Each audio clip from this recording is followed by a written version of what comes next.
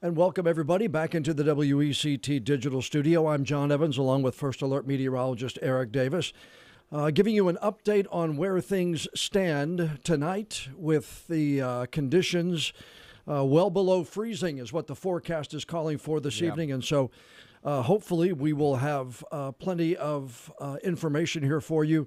We hope we'll be able to get this to you in short time here, answer some questions on our Facebook Live, and we'll be able to go from there. All right, Eric, give us an idea of what the forecast looks like for the rest of tonight. Yeah, well, we certainly made some progress today, John. We got the temperature, at least in Wilmington, up to 38 degrees. And just about everybody saw the temperature get above the freezing mark this afternoon. So some progress, but we've obviously got a long way to go. There's still a lot of melting that needs to take place. Still a lot of snow, a lot of ice across the area, especially on those roadways. And unfortunately, as we head through time, some of that precipitation that's still on the roadway tends to get icier and even slicker through time. Okay, let's give you graphics and have you go through what you're going to tell folks. Sure. Let's give you the key takeaways. First of all, obviously, as we head into your Friday, the melting process should continue to accelerate with highs getting into the low 40s. So it's not exactly warm, but a little bit warmer than it was today. There'll still be some clouds around. It's not optimal melting conditions, but we'll certainly take what we can get, but a little bit better than what it was today. So I expect things to continue to improve. And again, the word we've been using the last 24 hours is slow improvement. That's what we'll see on your Friday. There's still going to be spots in the shade that don't get much sunshine. I still think those areas are going to remain icy through tomorrow. And remember, we're still looking at a lot of nights ahead with temperatures dropping below the freezing mark. So remember, refreezing will take place at night. So it's kind of going to be a two-step forward, one step back kind of deal here probably for the next 24 to 48 hours.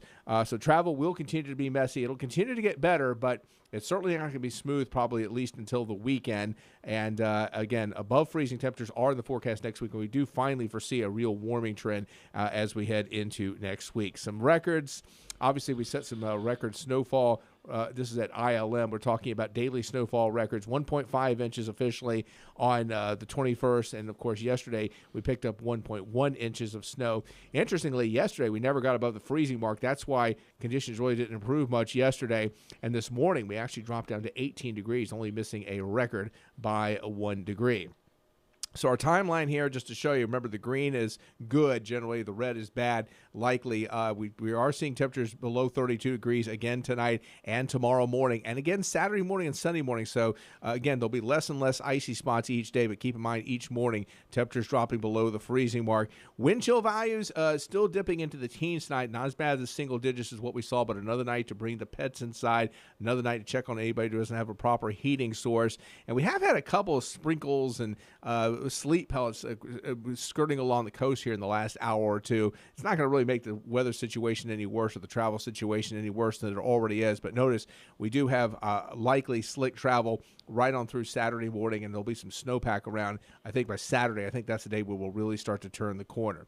And no, it's not your imagination, John. It has been a very cold January. I don't remember the last time it's been this cold, but we're now 7 degrees below normal. When you take a look at the high temperatures, I think we've only had 4 days the entire month where the actual high temperature was above normal. And you can see a lot of days 25 degrees below normal, but you average it all out, we are 7 degrees below normal in terms of those high temperatures. But again, temperatures are the story. And again, we need to see a lot of numbers above 32 degrees. We're not seeing it tonight. 22 degrees by the time you wake up tomorrow morning, wind chill values in the teens. But tomorrow afternoon, good to see those 40. So we'll make progress with the melt. But as you can see, temperatures once again dropping below freezing, maybe even colder potentially by Saturday morning. 43 for tomorrow, but here's what people want to see, the 7-day forecast, and it does show that slow improvement. 45 on Saturday, 50s for highs by Sunday and Monday, and look at that, by next week, we're talking some highs near 60, but more importantly, nighttime lows above the freezing mark. Yeah, I was going to say, it starting Sunday night into Monday, we keep it above freezing for almost the entire day, and that's really when whatever snow may be packed and whatever snow may be sticking around, we may really start to see some of that. If it's not already gone, it'll be going away quickly. Yeah, slow improvement, I think, through Friday and Saturday, but probably Sunday, the day we really start to turn the corner. I think most of the troubles will be over by that time. All right, let's go. We were talking about on many of our newscasts the fact that there is still a lot of slush. There are still some roads that are filled with ice, filled with snow, filled with maybe wetness from stuff that has melted that might freeze overnight. This is our camera in Ocean Isle Beach. So you see right here, we see one car navigating a turn there in OIB. But again, it's going to be, you got to slow drive as you go anywhere tonight. Well, again, I think it's 2 steps forward, 1 step back tonight because, yes, we have some slush out there right now, but now that it's nighttime, we're seeing temperatures dropping below the freezing mark, and within the next few hours, we're going to see 20s. That slush is going to turn into black ice, so road conditions are actually going to get quite a bit worse here over the next few hours, so keep that in mind. Okay, we'll go from Ocean Isle Beach. We'll take you now to Surf City, and again, here. You see many of the roads there. You see the bridge obviously lit up, and that's the DOT crews, we were told. We're working on the bridge there in Surf City today, but look at one of the main roads there in Surf City. Well, I mean, good news is we made some progress. Clearly, we're starting to melt. We're starting to see that black pavement. That's all good. But again, that slush, that's what we're concerned about. Slush is not as much of an issue at, say, 2 or 3 o'clock in the afternoon, but once you start getting to, say, midnight, 2 in the morning, or even first thing tomorrow morning, that slush is going to be very icy and very slick. Okay, one more. How about we take you now to Elizabethtown? Now, this is one of the areas that is seemingly in pretty good shape here. The main drag in Elizabethtown here looks bone dry at this point. Probably a reflection of what's going on across a lot of the area. A lot of the main roads now have either been plowed or really been cleared out. A lot of traffic moving over them. So those roads are becoming a lot better, but it's really those secondary roads, those roads in the neighborhood that are going to continue to be very icy and very slick. And it may take a while, especially in any shady spots. It may take quite a while still to melt some of that ice. Okay, let's take you to Whiteville, the intersection of Madison and Main right here. And again, Madison Street looks good. May have a couple of slippery spots there. You see some maybe where didn't get a lot of sunshine there on Main Street, but things look pretty good there in Whiteville as well. This is one of the areas, remember, during Tuesday, this is one of the areas we saw where it was difficult to tell the roadway from the sidewalk. Right. So again, progress. We like to see the progress. We like to see the pavement, but in some ways it might be a worse situation because one thing I'm a little worried about tonight, a lot of people are going to start speeding up, letting their guard down a little bit, and boy, you encounter some black ice, and we could really be talking about some serious accidents. Okay, as if on cue, Kimberly Dawn on the Facebook live Q&A wanted to hear about Southport. Well, there you go, Kimberly, and we have a crew down there. Delaney Tarpley's down in Southport tonight, and she talked with the police chief, Todd Coring, down there. There's some concern, a lot of the roads, and you see the main square here near the river there in Southport. Yeah. You see a lot of some slush on the roads. You see a lot of the shiny. It's not dark. It's shiny, and that could be just look like ice there. It could be some black ice that you're talking about. Probably at the moment it's wet because I think temperatures in Southport are above freezing, but again, everybody is going to see temperatures fall into the 20s tonight, and once that begins to happen, that's when black ice becomes possible, and that's when some of that slush is really going to start to freeze over.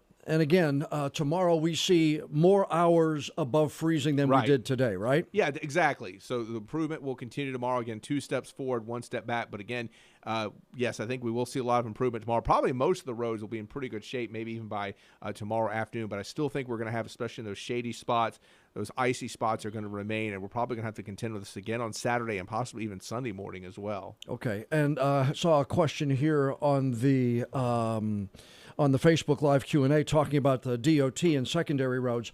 If you were with us in our newscast tonight, they were talking about yesterday a lot of the importance was on the main roads, I-40, I-140, Market Street. They're going to start to get to some of the secondary roads tonight, tomorrow around southeastern North Carolina. So we might start seeing more of those secondary roads actually with a plow or two on them tomorrow, and then more as we get maybe into Saturday. And of course, when you start throwing some salt and sand or brine or whatever they're going to be throwing on the roads, it'll be a lot more effective with more hours above the freezing mark. That's really going to be key. Okay, one more time before we go tonight, let's give you an update on the school situation. I need to go over to here, and there we go. New Hanover County Schools closed again tomorrow.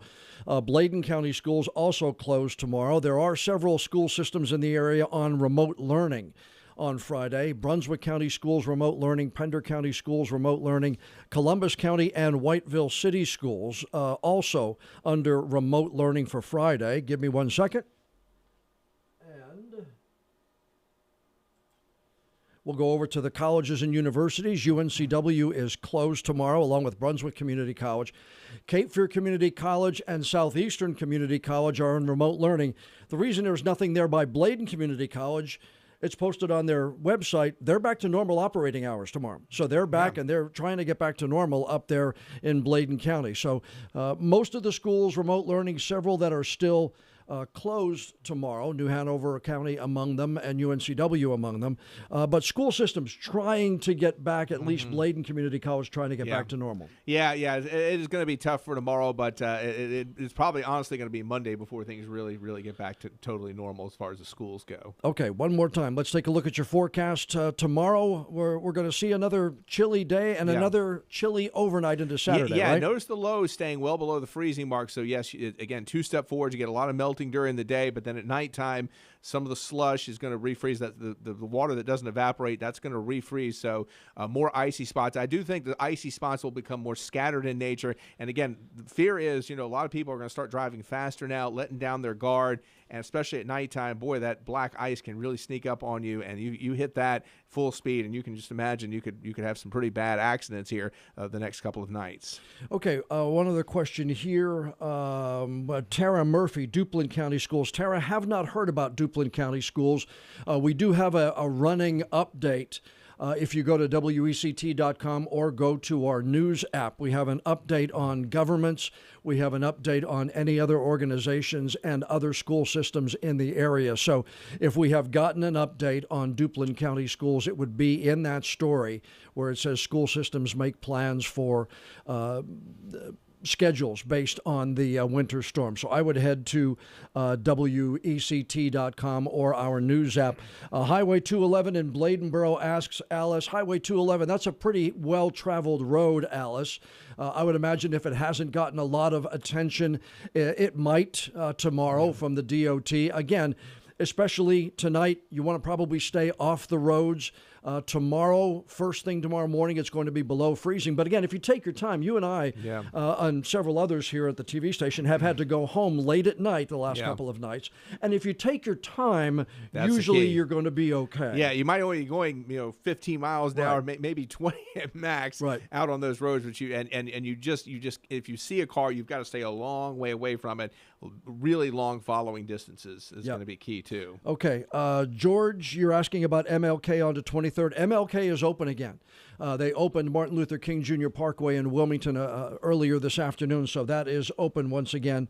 Somebody else asking here, 211, somebody's responding they are fine. So again, no matter where you're going, main roads at this point in time have gotten attention by the DOT.